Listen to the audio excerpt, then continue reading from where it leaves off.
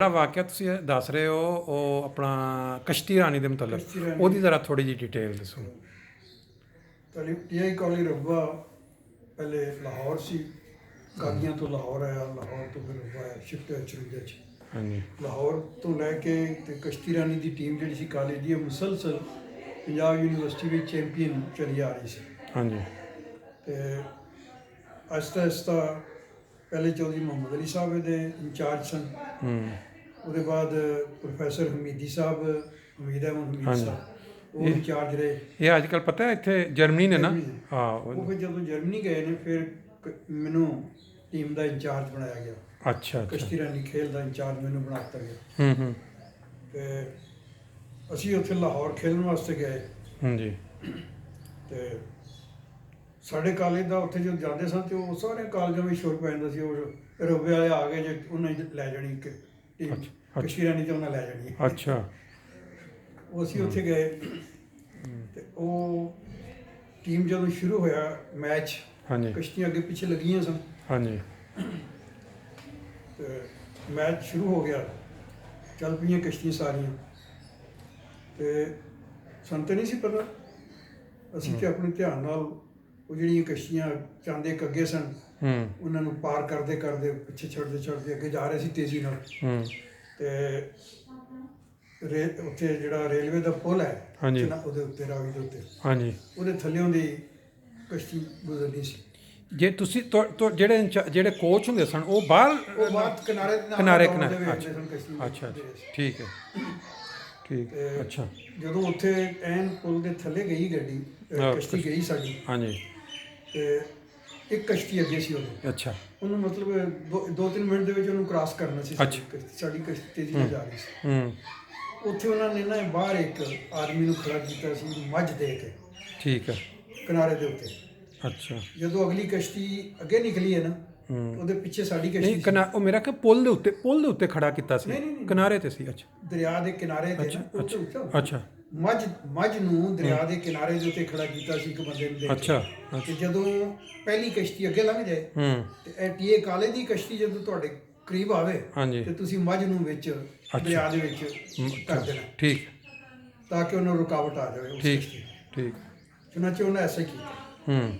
ਤੇ ਉਹ ਅਗਲੀ ਕਸ਼ਤੀ ਜਦੋਂ ਉਸ ਜਗ੍ਹਾ ਤੋਂ ਗੁਜ਼ਰੀ ਹਾਂ ਤੇ ਸਾਡੀ ਕਸ਼ਤੀ ਉਹਨੂੰ ਬਿਲਕੁਲ ਕਰੀਬ ਪਹੁੰਚ ਰਹੀ ਸੀ, ਬੜੀ ਤੇਜ਼ੀ ਨਾਲ ਉਹਨੂੰ ਪਕੜ ਰਹੀ ਸੀ। ਠੀਕ ਤੇ ਉਹ ਮੱਝ ਵਾਲੇ ਨੇ ਫੌਰਨ ਮੱਝ ਨੂੰ ਪਤਾ ਨਹੀਂ ਕੀ ਮਾਰਿਆ ਮਗਰੋਂ। ਅੱਛਾ। ਉਹ ਮੱਝ ਨੇ ਮਾਰੀ ਛਾਲ ਤੋਂ ਦਰਿਆ ਦੇ ਵਿੱਚ। ਅੱਛਾ ਕਿਨਾਰੇ ਦੇ ਨਾਲ ਹੀ ਕਸ਼ਤੀਆਂ ਚੱਲਦੀਆਂ ਸਨ। ਹਾਂ ਉੱਥੇ ਉਹ ਮੱਝ ਨੇ ਅੱਗੇ ਛਾਲ ਮਾਰਦੀ। ਅੱਛਾ ਉਹ ਜਦੋਂ ਮੱਝ ਅੱਗੇ ਆਈ ਤੇ ਸਾਡੀ ਕਸ਼ਤੀ ਨੂੰ ਫਿਰ ਉਹਨੂੰ ਉੱਤੋਂ ਵਾਲ ਕੇ ਜਾਣਾ ਸੀ ਉਹਨੂੰ, ਹਾਂ। ਮੱਝ ਕੋਲ ਬਚਣ ਵਾਸਤੇ। ਅੱਛਾ ਉਹ ਕਸ਼ਤੀ ਜਦੋਂ ਵਾਲ ਕੇ ਹੋ ਕੇ ਸਿੱਧੀ ਹੋਈ ਤੇ ਉਹ ਜਿਹੜੀ ਕਸ਼ਤੀ ਉਹ ਫਿਰ ਅੱਗੇ ਜ਼ਿਆਦਾ ਨਿਕਲ ਗਈ। ਅੱਛਾ ਅੱਛਾ ਹੁਣ ਉਹ ਇੰਤਜ਼ਾਮੀਆ ਵੀ ਸਾਰੀ ਦੇਖਦੀ ਸੀ। ਹਾਂ ਉਹ ਅਸੀਂ ਜਦੋਂ ਮੈਚ ਖਤਮ ਹੋਇਆ ਅਸੀਂ ਕਿਨਾਰੇ ਤੇ ਜਾ ਕੇ ਤੇ ਅਸੀਂ ਸ਼ੋਰ ਮਚਾਤਾ ਕਿ ਜੇ ਸਾਡੇ ਨਾਲ ਇਹ ਜਾਣਬੁੱਝ ਕੇ ਕੀਤਾ ਗਿਆ, ਅੱਛਾ ਵਰਨਾ ਉਹ ਮੱਝ ਵਾਲੇ ਨੂੰ ਕੀ ਪਤਾ ਸੀ ਕਿ ਹਾਂ। ਉਹਦੀ ਕਸ਼ਤੀ ਗੁਜ਼ਰਨੀ ਤੇ ਹਾਂਜੀ। ਐਸੇ ਗੁਜ਼ਰਨੀ।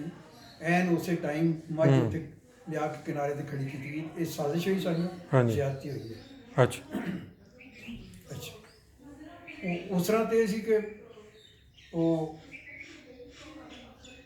ਜਿਹੜੀ ਕਸ਼ਤੀ ਸਾਡੀ ਉਹ ਪਿਛਲੀਆਂ ਕਸ਼ਤੀਆਂ ਵੀ ਲੰਘ ਗਈਆਂ ਉਹਦੀ ਫਿਰ ਹਾਂਜੀ ਹਾਂਜੀ ਸਾਡੀ ਕਸ਼ਤੀ ਬਹੁਤ ਫਿਰ ਪਿੱਛੇ ਚਲੀ ਜਾਣੀ ਸੀ। ਹਾਂਜੀ। ਫਿਰ ਬਾਹਰ ਨਿਕਲ ਕੇ ਪ੍ਰੋਟੈਸਟ ਬਕਾਇਦਾ ਤਹਿਰੀਰੀ ਜਿਹੜੀ ਇੰਤਜ਼ਾਮੀਆ ਆਈ ਹੋਈ ਸੀ ਅੱਛਾ ਅੱਛਾ ਉਹਨੂੰ ਦੇਖਾ ਕਿ ਜੀ ਇਹ ਸਾਡੇ ਨਾਲ ਸਾਜ਼ਿਸ਼ ਹੋਈ ਹੈ ਔਰ ਅਸੀਂ ਚੈਂਪੀਅਨਸ਼ਿਪ ਕੋਲ ਲੈਣ ਵਾਲੇ ਸਾਂ। ਹਾਂਜੀ। ਅਗਲੀ ਕਸ਼ਤੀ ਕੋਲ ਪਹੁੰਚ ਗਏ ਸੀ, ਠੀਕ ਇਹ ਮੱਝ ਨੂੰ ਸੁੱਟੀ ਗਈ। ਅੱਛਾ ਇਹ ਬਕਾਇਦਾ ਸਾਜ਼ਿਸ਼ ਦੇ ਤਹਿਤ ਹੋਇਆ ਹੈ। ਅੱਛਾ ਚੁਨਾਚੇ ਉਹਨਾਂ ਨੇ ਤਸਲੀਮ ਕੀਤਾ ਇਸ ਨੁਕਤੇ ਨੂੰ। ਅੱਛਾ ਉਹਨਾਂ ਫਿਰ ਕਿਹਾ ਕਿ ਅੱਛਾ ਹੁਣ ਅਸੀਂ ਇਹਦਾ ਹੀ ਫੈਸਲਾ ਕਰਨੇ ਆ ਕਿ ਤੁਸੀਂ ਪਹਿਲੀਆਂ ਦੋ ਜਿਹੜੇ ਨਾ ਟੀਮਾਂ ਹਾਂਜੀ ਉਹਨਾਂ ਦੋਵਾਂ ਨੂੰ ਅਸੀਂ ਚੈਂਪੀਅਨ ਕਰਾਰ ਦੇ ਦਿੰਦੇ ਹਾਂ। ਅੱਛਾ 6 ਮਹੀਨੇ ਜਿਹੜੀ ਅੱਛਾ। ਟਰਾਫੀ ਹੈ ਹਾਂ ਉਹ ਇੱਕ ਕਾਲਜ ਕੋ ਰਹੇਗੀ ਅੱਛਾ ਤੇ 6 ਮਹੀਨੇ ਦੂਸਰੇ ਕਾਲਜ ਨੂੰ ਅੱਛਾ ਟਰਾਫੀ ਜਿਹੜੀ ਉਹ ਠੀਕ। ਵਾਪਸ ਕਰ ਦੇ ਯੂਨੀਵਰਸਿਟੀ ਆ ਕੇ। ਤੇ 6 ਉਹ ਫਿਰ ਦੂਸਰੇ ਕਾਲਜ ਨੂੰ ਚਲੀ ਜਾਏਗੀ। 6 ਮਹੀਨੇ ਉਹ ਅੱਛਾ, ਸਾਲ, ਉਹ ਇਸ ਸਾਲ ਦੇ ਦੌਰਾਨ 6 ਮਹੀਨੇ ਟਰਾਫੀ ਵੀ ਸਾਡੇ ਅੱਛਾ, ਇਸ ਤਰ੍ਹਾਂ। ਸਾਲ ਦੇ ਅੱਗੋਂ ਗਈ ਹੈ। ਅੱਛਾ ਠੀਕ ਕਿ ਹਾਂਜੀ ਅਸੀਂ ਹੁੰਦੇ ਸੀ ਨਾਲ ਨਾਲ ਹਾਂਜੀ ਉੱਥੇ ਖੜੇ ਹੋਏ ਤੇ ਉਹ ਇੱਕ ਭਲਵਾਨ ਟਾਈਪ ਬੰਦਾ ਲਾਹੌਰੀ ਹਾਂਜੀ ਉਹ ਉੱਥੇ ਆਇਆ ਤੇ ਉਹ ਪੁੱਛਦਾ ਜੀ ਤੁਸੀਂ ਕੌਣ ਹੋ?